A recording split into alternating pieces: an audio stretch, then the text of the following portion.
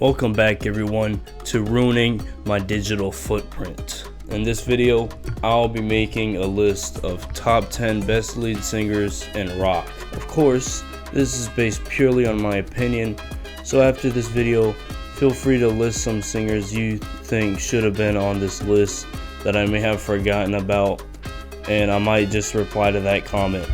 By the way, music is not going to be the main thing that I talk about on this channel. I'm just horrible when it comes to thinking about things to do for content, so please list your ideas in the comments.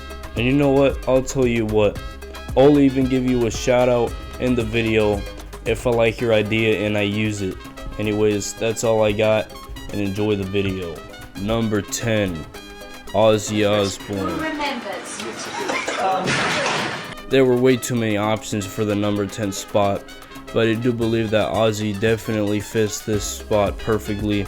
Ozzy Osbourne has a super unique singing voice, unlike any other rock artist I've ever seen. This legend has written many songs such as Crazy Train, No More Tears, and Mama I'm Coming Home.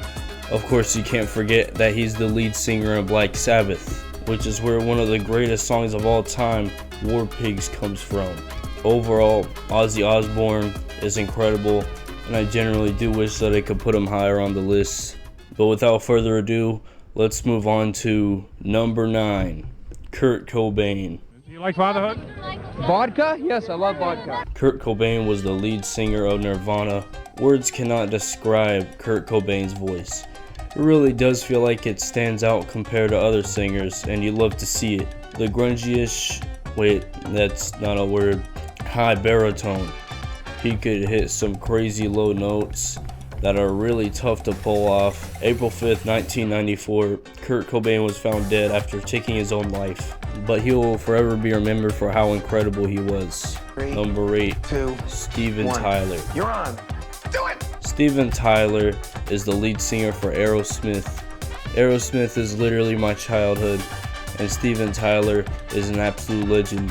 One specific thing that makes Steven so great is his ability to hold high notes for a really long time. He also wrote a ton of iconic songs such as Dream On, Sweet Emotion, Crazy, and my favorite song, Dude Looks Like a Lady. But yeah, that's Aerosmith. Number 6. I'm at 7. That's not how counting works. Robert Plant from Led Zeppelin. Led Zeppelin wrote many iconic songs such as Stairway to Heaven, Immigrant Song, and Whole Lotta Love. Robert Plant has one of the most majestic voices you can ever find in rock. And a fun fact about Robert Plant, he hates playing his most popular song, Stairway to Heaven. So yeah, I thought that I might throw that in. But yeah, Robert Plant, you can't hate him. He's absolutely incredible. Number 6, Chester Bennington. Cup of noodles. I only have 26 of you left. Chester Bennington was known as the vocalist of Linkin Park. And not only was Chester Bennington lead singer of Linkin Park, but Chester was also involved in many other great bands such as Stone Temple Pilots and Temple of the Dog.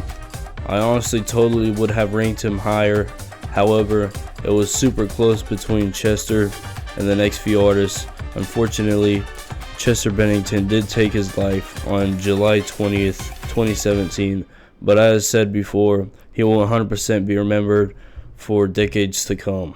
Number 5, Axel Rose, known as the lead singer of Guns N' Roses. Guns N' Roses, of course, produced many iconic songs such as Welcome to the Jungle, Paradise City, November Rain, and of course, the most overused song for movie trailers ever, Sweet Child O' Mine.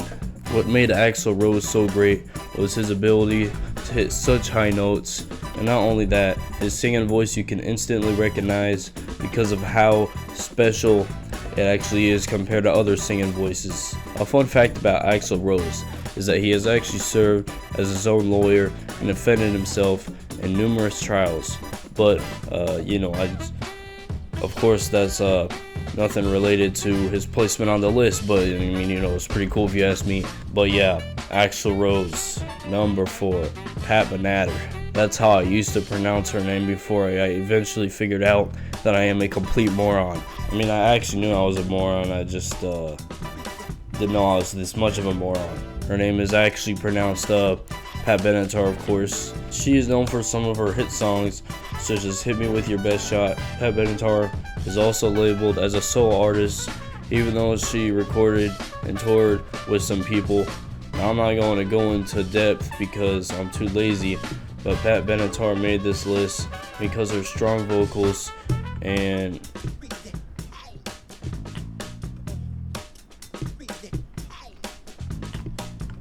all that good stuff.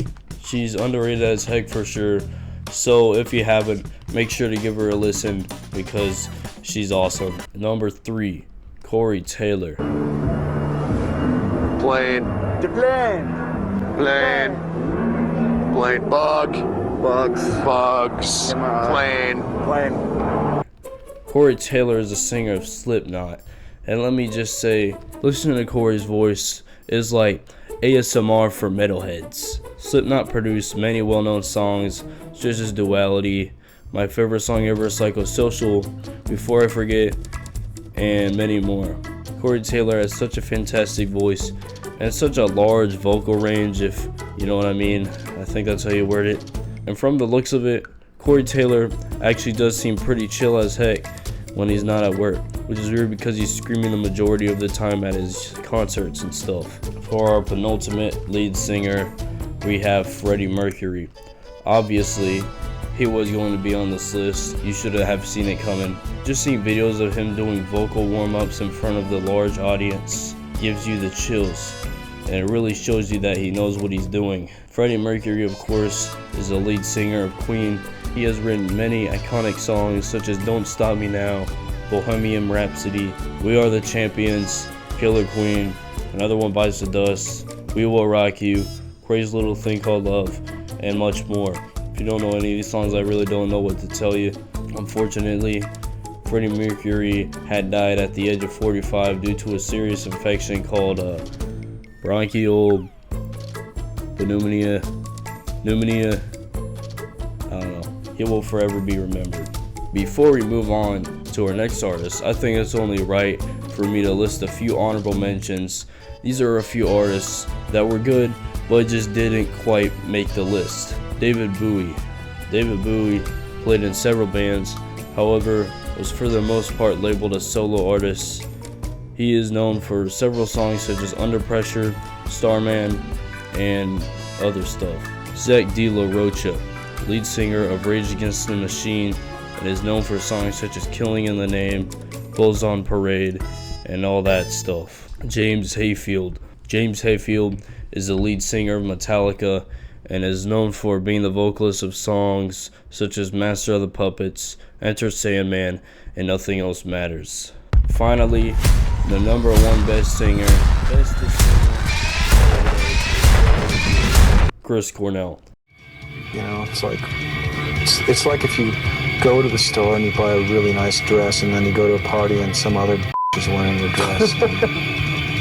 Even though you might like her, maybe she was your old roommate or something, but it's still, you know, you wish you wouldn't wear it because you bought it first.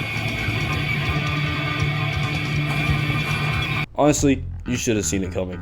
He's the lead singer of Temple of the Dog, Audio Slave, and Soundgarden. He has many popular songs such as Hunger Strike, Black Hole Sun, Like a Stone, Cochise. I mean, the list is endless. To me, it was not hard to give the number 1 spot to Chris Cornell. I've never seen a singer hit such high notes like Chris Cornell did.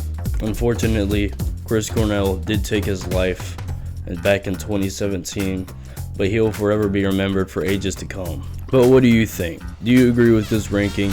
Why or why not? Anyways, that's a wrap.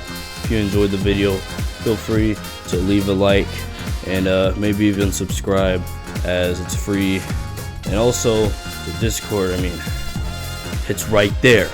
It's free and you still haven't joined in. I mean, it's ridiculous, man. I've been asking you for months and you just continue to ignore me, and it's ridiculous. And yeah, also the subscriber goal is 1,027 because 27 is my favorite number.